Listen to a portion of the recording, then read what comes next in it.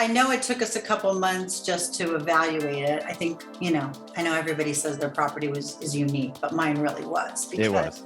That is true.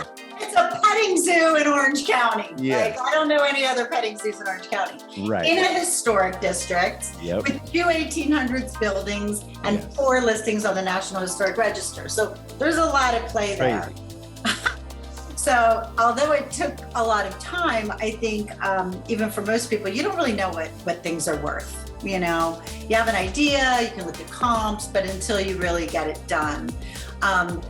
So I think once we did that, and then I got to a level where I thought this would be worth it, because I know everybody's goals are different. My goal was to cash out with enough to do a new project, which is why there's all these guinea pigs behind me. So once the numbers worked, we thought, okay, maybe we can get to this. I was like, let's go. Let's do this, right? Okay. And then the party starts. Yes. The long-awaited party. Roller coaster ride begins. Yes. Hey, it wouldn't be real estate if it wasn't a roller coaster, at least at some point. Especially that uniqueness of a property, as you said. And that was hard for me because I don't know, I tell everybody this story about once we did all that and we met with our first buyer and we sat at the table and I was like, okay, let's thought this was going to be easy. And we had the stack of papers and we gave it to him and I'm like, okay, write the check. Yeah. And he's like, yeah, at that number. It's like, you're like, what? And you're like, yeah, that's how this is done. And I never really sold anything like this before, so I didn't know I was in for a very long ride. Yeah. But I think it's trust the process, because you were like, Carolyn, trust me. He's gonna call us tomorrow. And sure enough, he called tomorrow, just like you said. Yeah.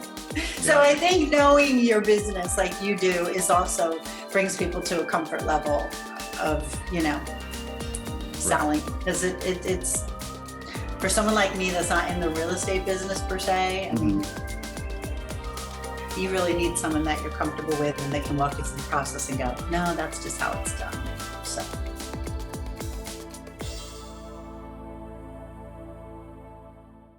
Well, yeah. So how have you been?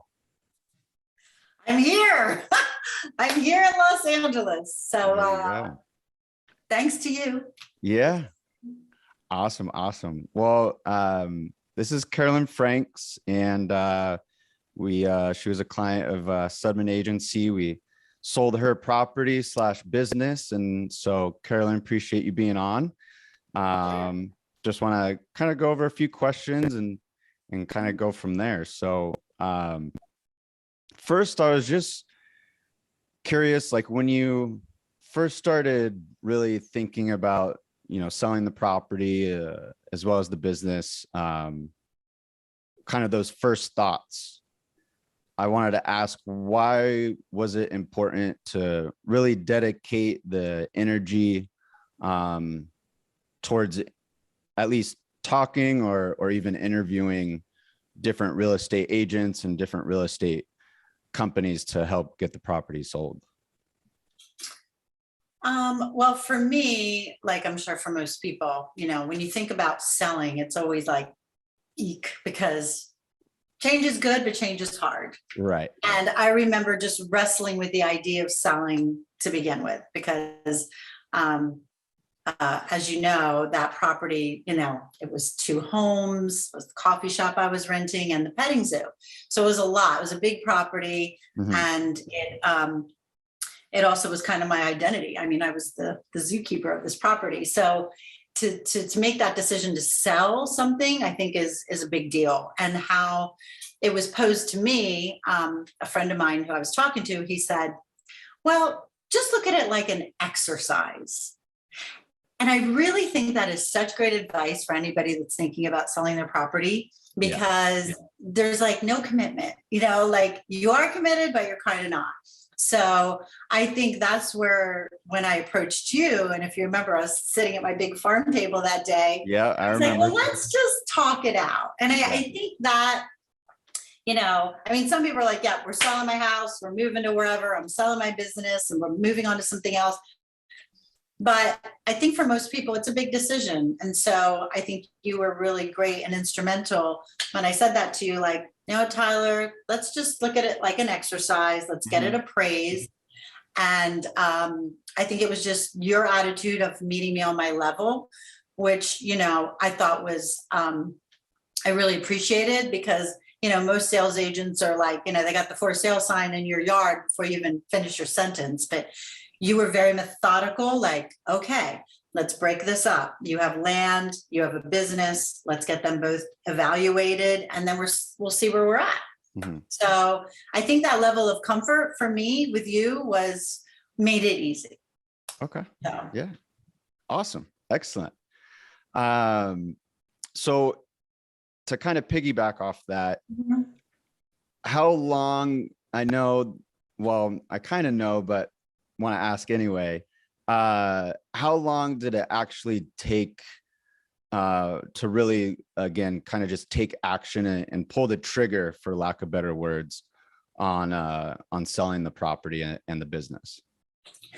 Well, I know it took us a couple months just to evaluate it. I think, I know everybody says their property is unique, but mine really was. It was.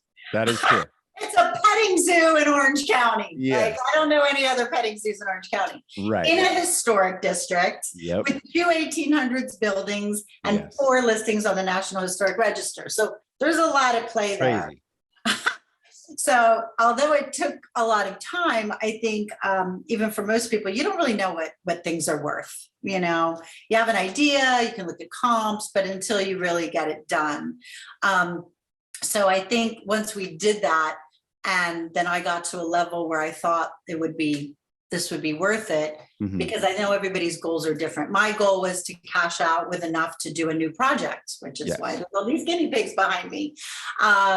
So, once the numbers worked, we thought, okay, maybe we can get to this. I was like, let's go, let's do this, right? Okay. And then the party starts. Yes. The long-awaited party. Roller coaster ride begins. Yes. Hey, it wouldn't be real estate if it wasn't a roller coaster, at least at some point. Especially that uniqueness of a property, as you said. And that was hard for me, because I don't know, I tell everybody this story about once we did all that and we met with our first buyer and we sat at the table, and I was like, okay, thought this was going to be easy. And we had the stack of papers and we gave it to him, and I'm like, okay, write the check. Yeah. And he's like, yeah, at that number, I'm out. I was like, you're like, what? And you're like, yeah, that's how this is done. And I never really sold anything like this before, so I didn't know I was in for a very long ride. Yeah. But I think it's trust the process, because you were like, Carolyn, trust me. Gonna call us tomorrow. And sure enough, he called tomorrow, just like you said. Yeah. So I think knowing your business like you do is also brings people to a comfort level of, selling, because it's for someone like me that's not in the real estate business per se. I mean, you really need someone that you're comfortable with and they can walk you through the process and go, no, that's just how it's done. So totally. Yeah. Well, again, appreciate it. Next question I want to ask is kind of in terms of your self-talk, to yourself in your own head, or, out loud while you're by yourself having a morning coffee. What were maybe some of your self-doubts or maybe fears that you had kind of prior to pulling that trigger to actually selling the property and selling the business? Well, for me, there were quite a few, because it was a legacy property. It was a very historic, treasured attraction in Orange County. And it was very important for me to sell it to someone that was going to continue that tradition. So I think the hesitancy was like, I didn't want to let down Gil and Millie Jones, the people that sold me the petting farm, because I promised I would continue it. So if I was going to sell it, and I had it for 15 years, but I felt like I took it as far as I could. So I think any hesitation maybe that I had was like, I can't do any more than I've done. You know, I was just running the zoo by myself. I mean, I had 30 employees at the time, but at the end of the day, it falls on me and there was no backup plan. Right. So I think there was a lot of hesitancy, like, am I making the right decision? Is this, you know, new buyer really going to come through and promise to keep the zoo alive? Which he has, but that was one side of it. So that was more the emotional side. And then I think the monetary side was more like, well, should I hold on a little bit longer and get more money? And I know you and I discussed that. You know, things are going up. And so it was like, do I continue to do it? But again, I felt like I took it as far as I could. The market was great at the time. And who knew that 8 weeks later, COVID would hit. So it was a lot of luck involved too. So I think it's just luck also goes along with instinct. So I think that, you know, you need to listen to that little voice inside that says it's time to move on, because if you wait, and had I waited, things would be a lot different right now. I'd probably be working at McDonald's. I don't think McDonald's, but actually I'd love to work at McDonald's because it's like I love McDonald's, but yeah, I mean, no, it's just follow your gut, because if you're getting that little instinct to sell, something is telling you, and God, something really was telling me, because the timing was after negotiating a year, making the sale, closing escrow, and then COVID hit. And, you know, I don't know if I even told you this, but I actually went back to our buyer and told him, I'll take it back. After COVID, I said, I'll take it back. You know, I don't want to feel like so, yeah, but he was like, no, we're good. And he powered through it and he's doing great. So it all had a happy ending. Yes. Yeah. Well, I do have to give you huge kudos. Because like you just said, you know, when you have that hunch, you're rarely wrong, and it's trusting that gut. And, you know, you were saying, nope, let's do it now. Even when maybe we were like, well, we could maybe wait. So I got to give you kudos where kudos are due. And, you know, being the businesswoman that you are, and just having that knowledge. And then, you know, if you want to call it luck, but what's that saying? Luck is when opportunity and preparation meet itself. So I think, you know, your expertise in that, it was just like, hey, no, let's go. And like you said, the timing was everything. Yeah. So. And I always go with risk and reward ride the same train. Yeah. So that's true too. You know, you just, following your instincts is at the end of the day. Definitely. Awesome. Well, tell me this. What were some of the concerns, and what were you maybe nervous about kind of when you first hired me and our team to represent you in the sale of the property? Do you want me to really be honest? Of course, wouldn't expect anything less. Okay. That has a good ending though. Well, I think, you know, in the beginning, as you know, I was very good friends with your dad. Mm-hmm. So was in real estate with you. And, you know, he'd been my friend for probably almost 10 years. And so when I was just thinking about selling the property, because, you know, as you know, I created this little mascot and I wanted to create books and a TV show and all that, and just move my own career forward.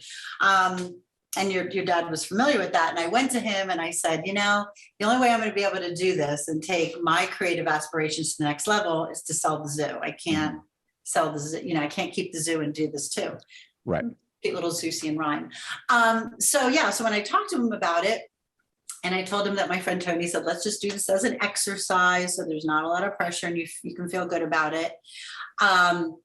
You know, I did that and we walked through the process. And then when he said, you know, it's okay with you, I'm going to have Tyler take the ball with this, you know, and, you know, I mean, I knew you, but I didn't know you that well. Mm-hmm. And, you know, you were very young, and I'm like, you know, this is a multi-million-dollar property. And he's like, nope, Tyler can handle it. And I'm like, okay, I'm going to have a leap of faith here.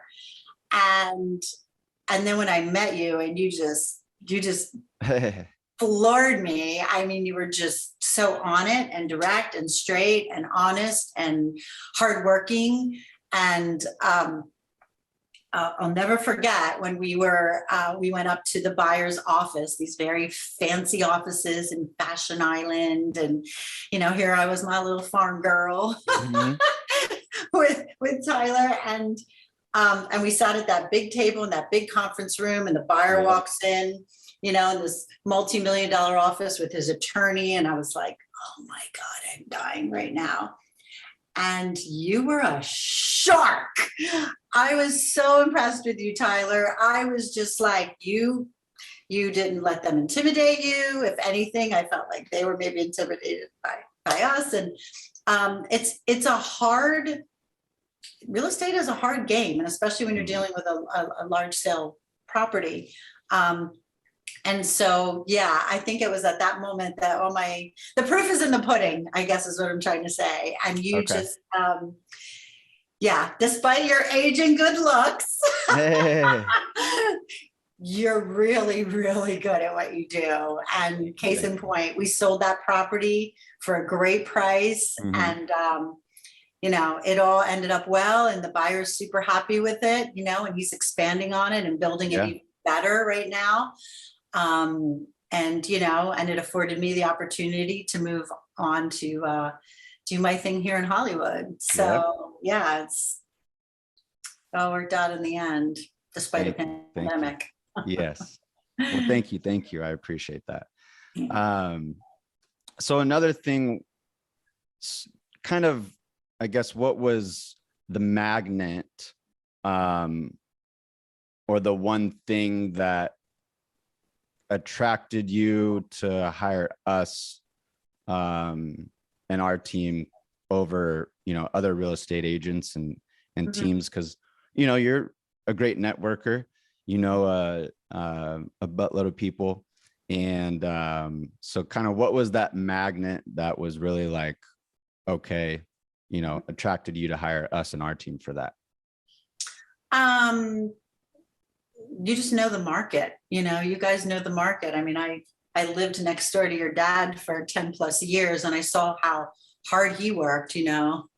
I mean, I could hear his alarm going off in the morning. He got up, crack ass at dawn, and just pound the pavement. And you're like that too. Like you make it your business to know what's going on and what's the market look like. And, you know, I think once I had kind of decided to sell, you know, I was like, okay, Tyler, let's just get this done, you know. And you're like, no, we're gonna do this right, you know. And that's you're not like, we're gonna get the business appraised, we're gonna get the property appraised, we're gonna make sure the pricing is right.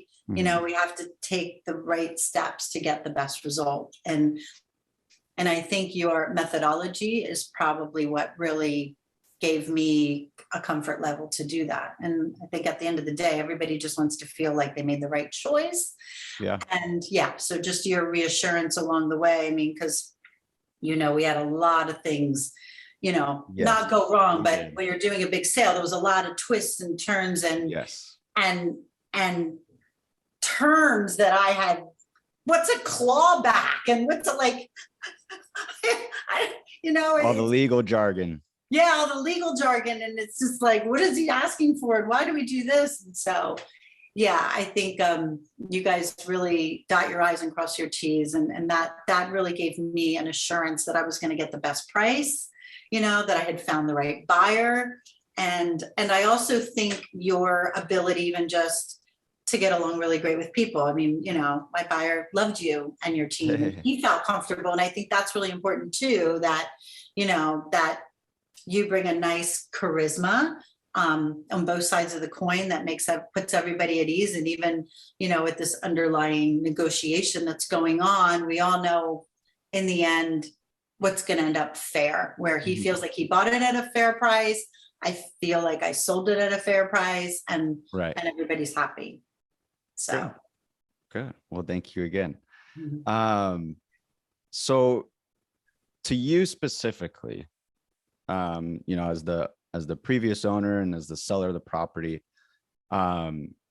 personally, I was just curious, how do you handle those stressful times or those twists and turns, you know, during the entire process and through all the negotiations and the escrows, and this and that? How did you kind of handle that personally?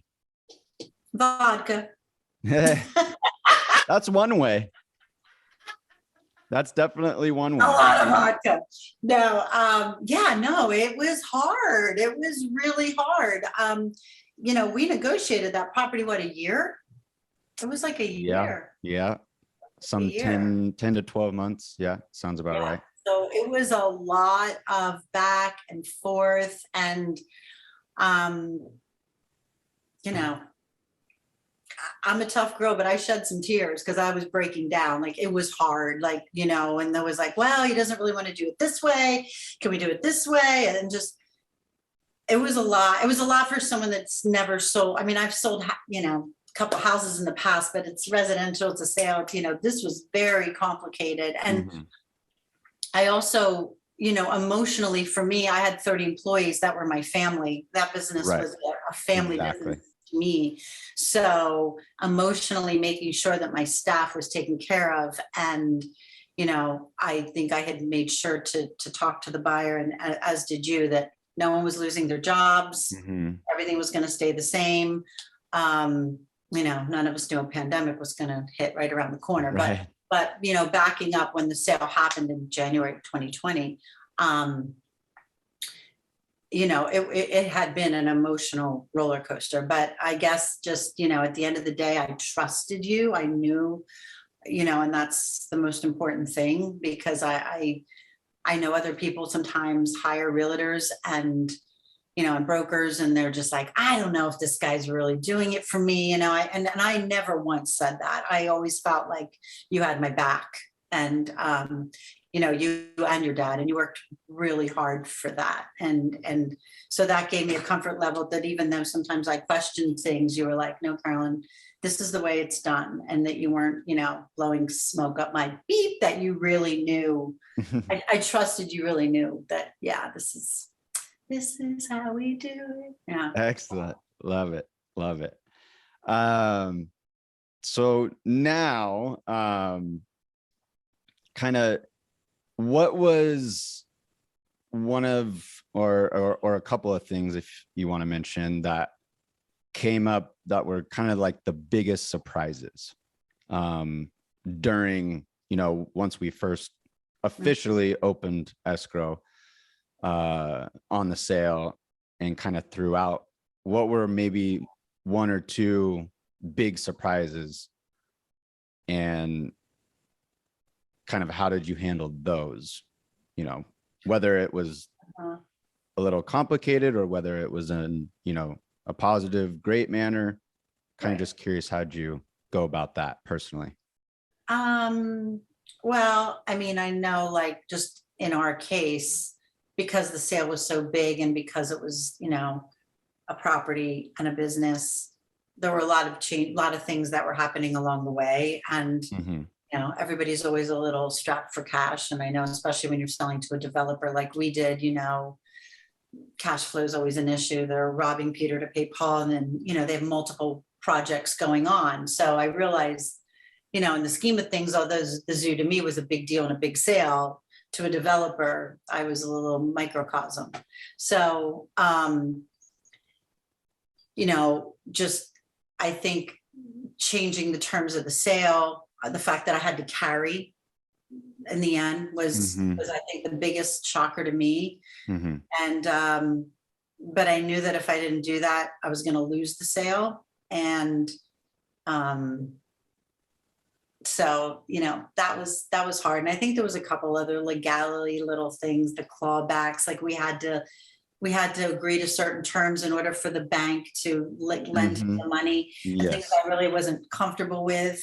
So I think it's just, you know, that's when you did your due diligence on making sure that the buyer was good for the money, because of course, as a seller, your biggest fear is, oh my God, am I going to, you know, get the zoo back? And So especially after I've already moved on with my new career. So, yeah, so I think it's just, again, trusting the process, trusting your, your agent to say, no, this is the normal course of business. I've checked it out. He's good for the money. And then really key is you putting me in touch, your network of people. You put me in touch with people that you were like, okay, well, I don't really know that area of expertise, but let me put you in touch with this person. And like two big people that come to mind is the attorney himself, that you found me a really good real estate attorney that was able to negotiate those changes. And you also brought me the appraiser, which was not an easy person to find, because who can appraise a theme park, so to speak, and a historic property in one? So it was tricky. It was tricky. And the guy that you chose was, he was fantastic. He was like, yep, this is a complicated one, but I know how we're going to do this, and, to get you the most money that you can. So I think it's just having faith in you and your network of people, that when things go wrong or things change in the process, that you can bring in the right people to, smooth the road. Got it. Okay. Well, appreciate you sharing that as well. So now that it's been a little bit of time since we sold the property, going on 2.5 years. And I just got the final payment. There you go. Congrats on that. Love to hear it. Yeah. So how did it solve by selling the property? How did that solve what you were or what you are, in the process of attempting to accomplish on these new ventures? Well, in the end, I think it was just a success. Everybody has a different reason for selling, whether you're moving into a bigger home or changing, your business location or whatever. For me, I had created this little mascot at the petting zoo, and the reason that I sold was to be able to take that to a next level with children's books and a children's TV show. So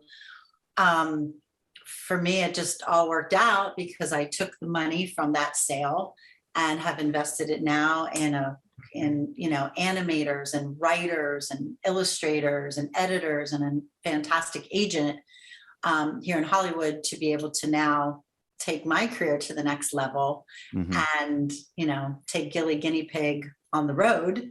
Yes. So, and we just finished our pitch deck and our animatic. We're getting ready to pitch Disney and a couple other big studios up here. So it was really, the show's called Gilly the Dream Big Guinea Pig, and that's really me. I'm Gilly, because it was my dream to do this. And, thanks in part to you, the money from the sale afforded me to, be able to continue that. So who knows, maybe I'll buy the zoo back.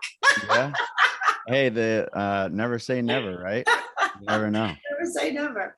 So, so it's good. And of course the buyer is really happy too. He got a beautiful zoo and, bought the property next door to expand the whole thing out. So I think in the end, it all came out okay. Got it. Yeah, definitely.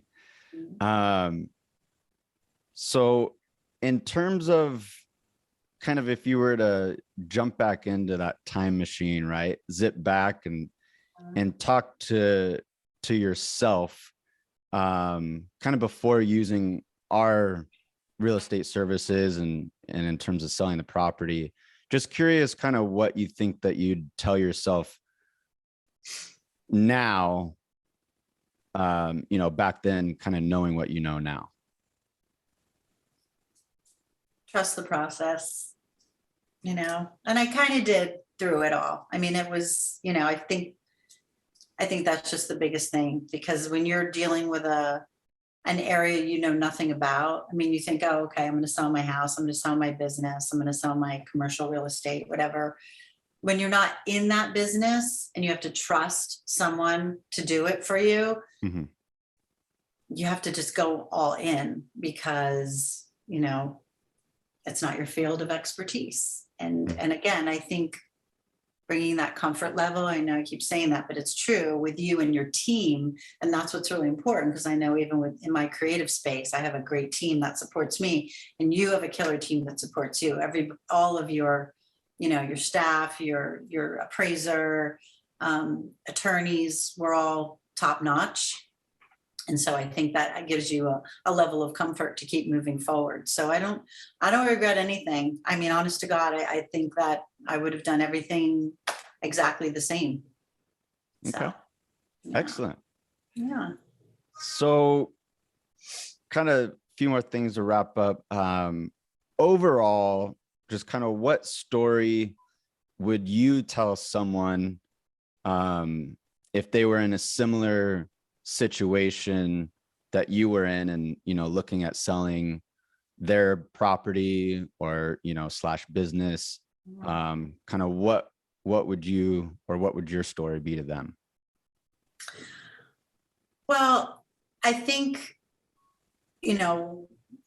mine was mostly the business, of course, and I think when you're just not having fun anymore, and your little gut is telling you. And for me, I mean, I owned a petting zoo. It was loads of fun, but I created a monster. I started out with 3 employees. When we sold, I had 30.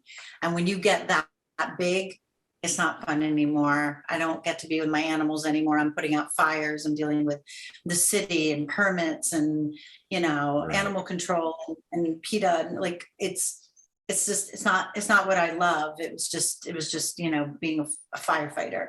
And so I think that's telling you that your business has grown faster than you. And I think, you have to start making those decisions to go, okay, I think I've taken this, like I said before, as far as I can, and I think there's something bigger for me now. And I think it's following that gut, because you said you lay out the options. Okay, maybe the property is worth this today, but maybe next year, and you wait and you procrastinate. And Mel Robbins, who's a motivational speaker I love to hear, she always says, no one is coming. No one is coming to say,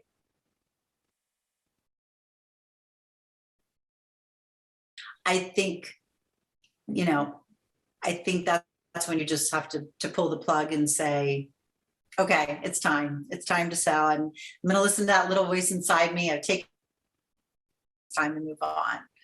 So just trust your instincts, I guess, is the moral to that story. Okay.